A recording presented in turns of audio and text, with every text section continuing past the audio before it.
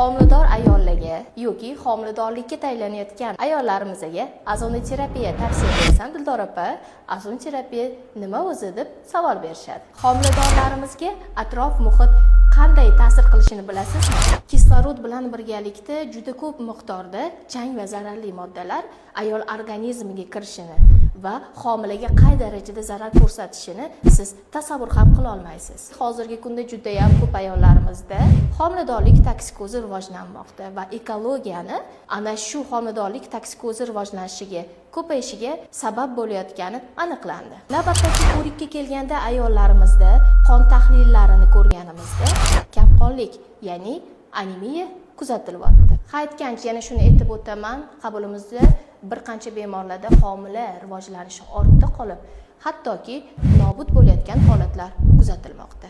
Ana shu holatlarni oldini olish uchun shahardan tashqarida erta tongda toza havoda ayollarimizga, homiladorlarimizga sayr qilishni tavsiya beramiz. Bundan tashqari, xonani tozalik darajasini ushlash uchun vaqti bilan shamollatib turish shart. Juda ko'p holatlarda ayollarimiz, homiladorlarimiz kelib, Dildor opa vitaminlar yozib bering deyshadi.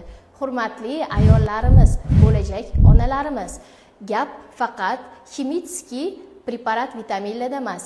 Eng asosiysi yetarlicha kerakli mikroelement, vitaminlarga boy oziq-ovqatlarni, mevalarni, sabzavotlarni iste'mol qiling. Ana shunda biz ichishingiz kerak bo'lgan vitaminlarni o'rnini tabiiy yo'l bilan qoplay olamiz. Shu o'rinda qo'shimcha kislorod terapiya, ya'ni ozonoterapiya usulimizdan foydalanishimiz mumkin. Ekologik muhitni homiladorlikka ta'siri haqida yana ham ko'proq bilmoqchi bo'lsangiz, izohlaringizni qoldirishingiz mumkin.